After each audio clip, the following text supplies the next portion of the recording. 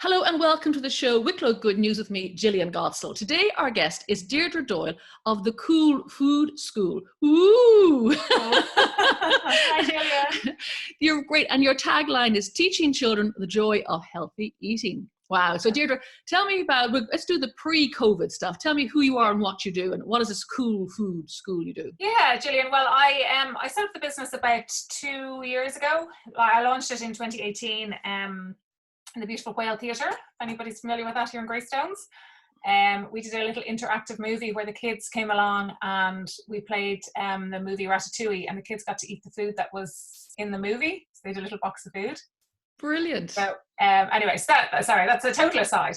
So yeah, I set it up because I'm a mother. I have 3 kids, and I just think what's around kids in terms of the food environment is not great. And I see kids all the time, and they have issues with eating anything that's a vegetable for a large part, eating anything that's relatively healthy. A lot of kids, some kids are brilliant, but some kids have real difficulty with that.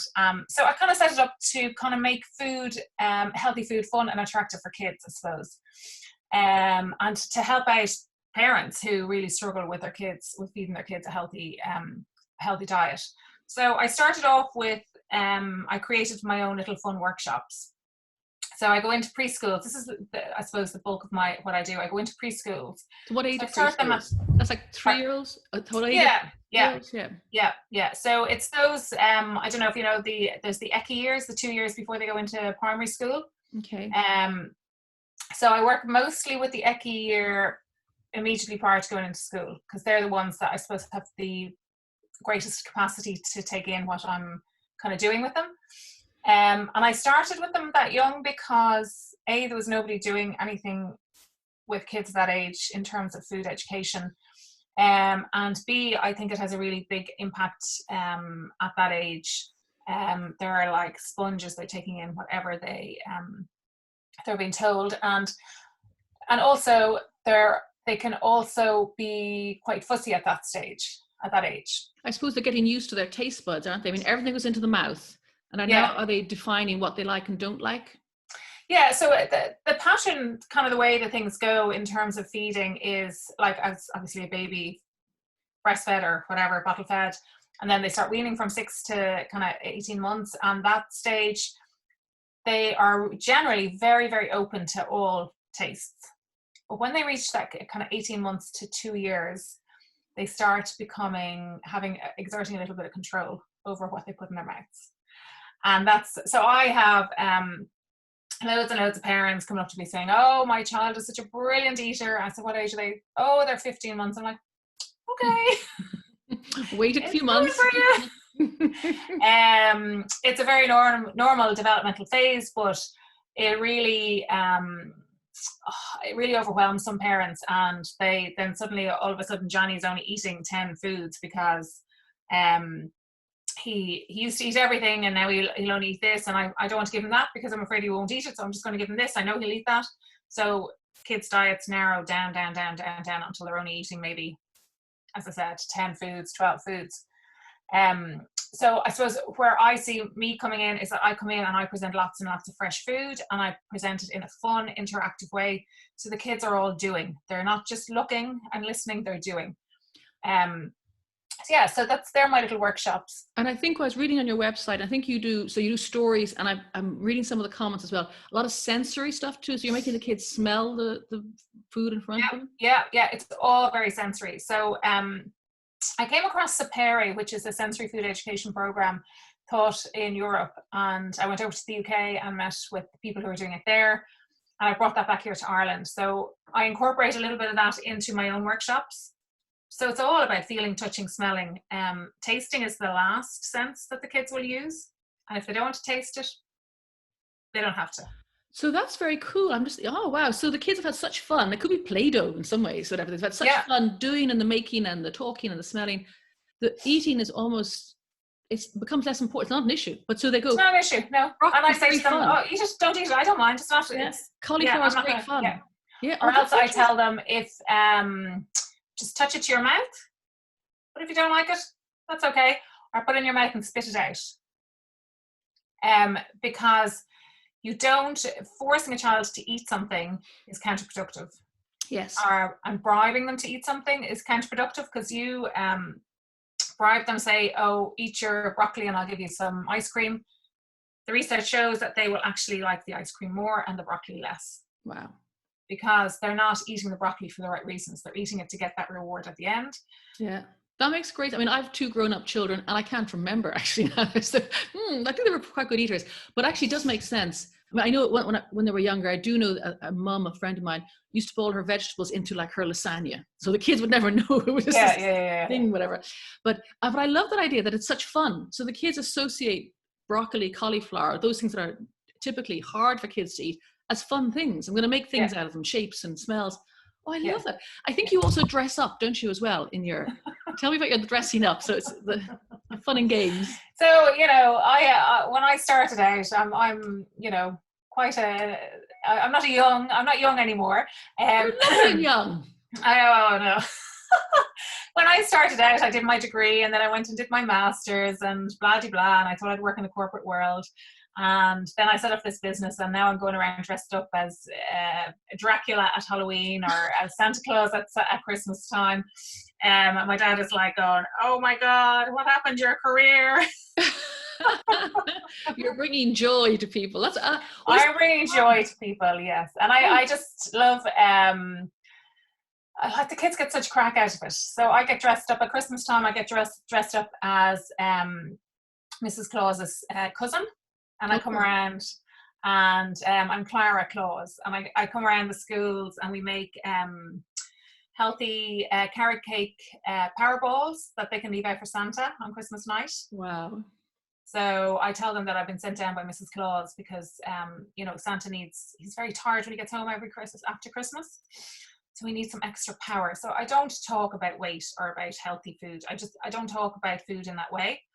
I talk about it in terms of, Santa needs extra power to get around the world on Christmas night.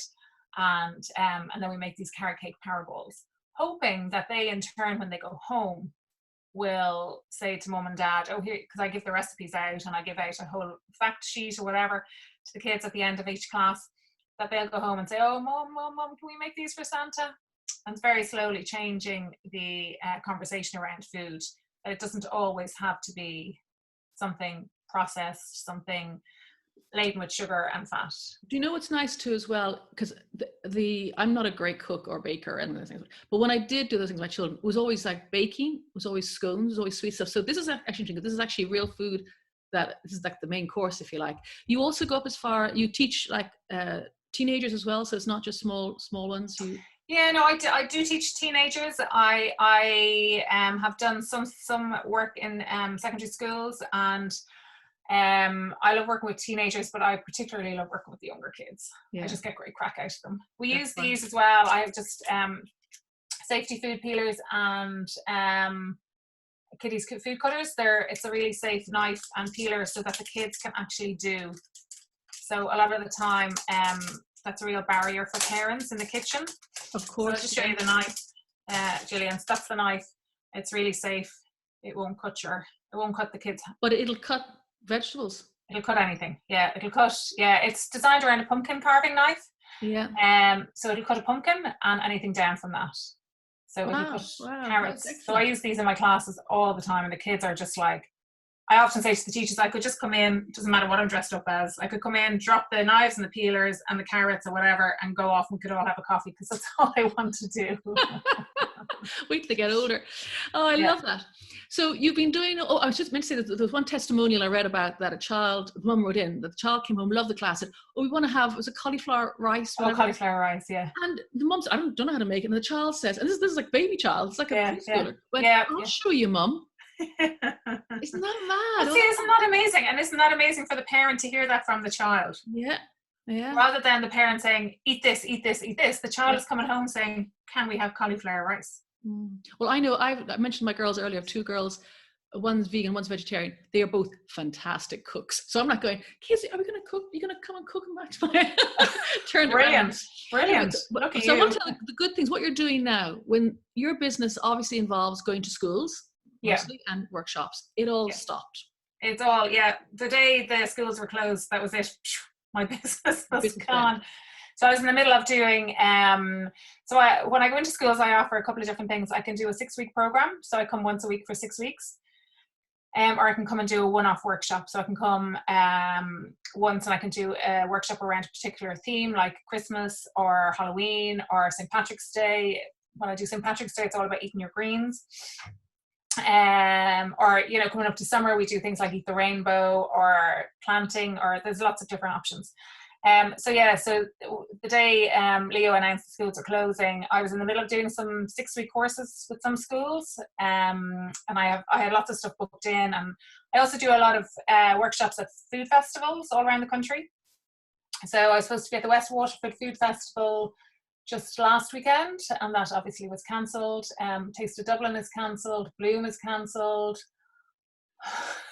Your life just got cancelled, basically. My life is cancelled, yeah.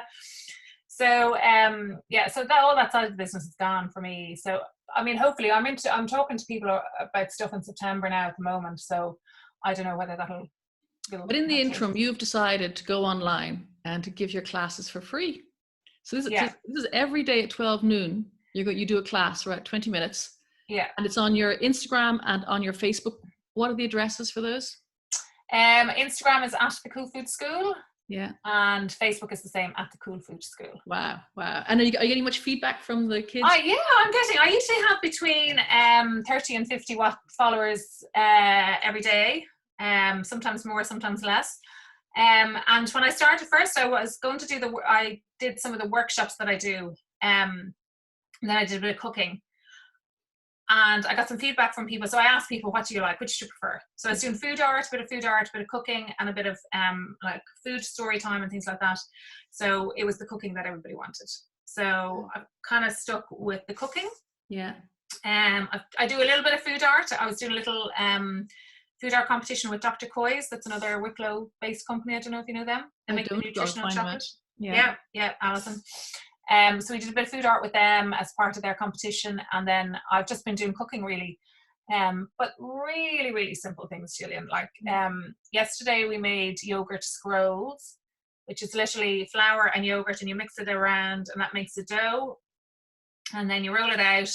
We put some cinnamon and a little bit of melted butter, roll them up and into the oven, and that's it. Wow. So really, really simple things. I could do that. Yeah.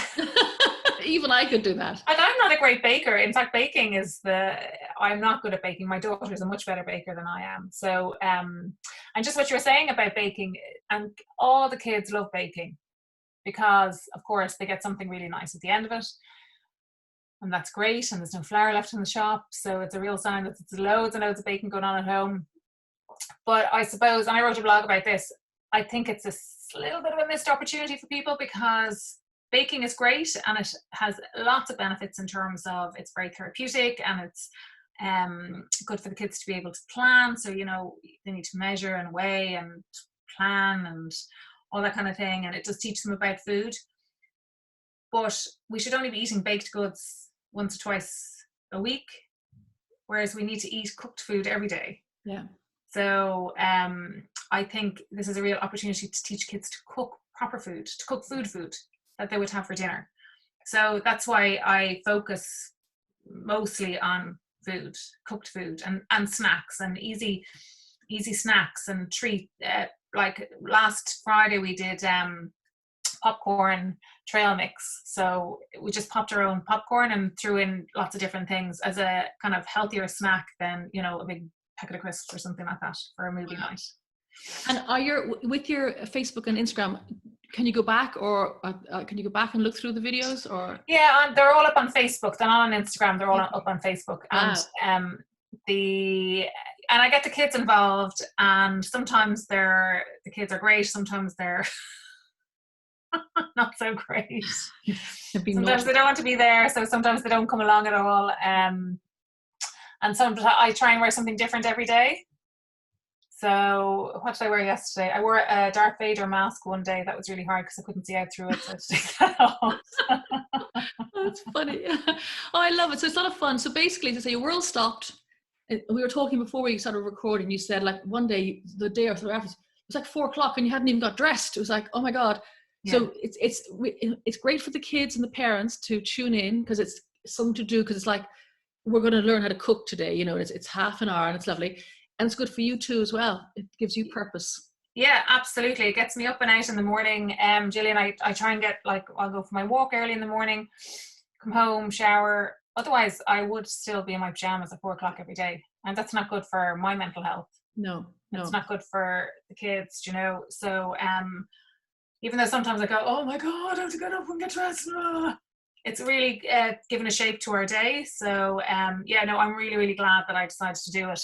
It's great. And I love getting the feedback from people, and people will text me afterwards saying, "Oh, can you put up the recipe? Can you explain a little bit more about this?" Or, you know, somebody on there the other day asking, where'd you get your aprons from? Sorry, so, no, that is so cool. No, I think it's brilliant, because I said at the very start when we were talking at the beginning, it's a tough time. We haven't been in this place before, and please God, we won't be in this place again once it's all finished. But it's things like this. This is fun because it's good for you. It's good for people watching. It's good for me to talk to you. I feel great. I feel like enthused and wanting to go cooking, which is very strange. I don't know what's happened to me. But thank you so much. And so it's 12 o'clock noon, and your Instagram is the Cool Food School, or Facebook. Yeah, for half an hour. And all my videos are up on Facebook. They save onto Facebook. They're not edited. They're very raw. No, it sounds amazing. It sounds amazing. So thank you so much for your time today, Deirdre. We're filming this now. I must go and look at it at 12 o'clock. I'll be one of your viewers. yeah. We're making chicken fajitas today. So that's what people, I put it out to the audience on Monday. What should I cook on today? So they decided chicken fajitas. I love chicken fajitas. I'll be tuning in at 12 o'clock. Okay, well, I will see you shortly then. Thank you very much. See you, Gillian. Thank you so much. It's Deirdre Doyle of the coolfoodschool.ie. So thank you to us with me, Gillian Gossel. Thank you to Marlena Murphy for producing, and Gavin Dowd on sound. Until next time, be good, be safe, and keep on helping others.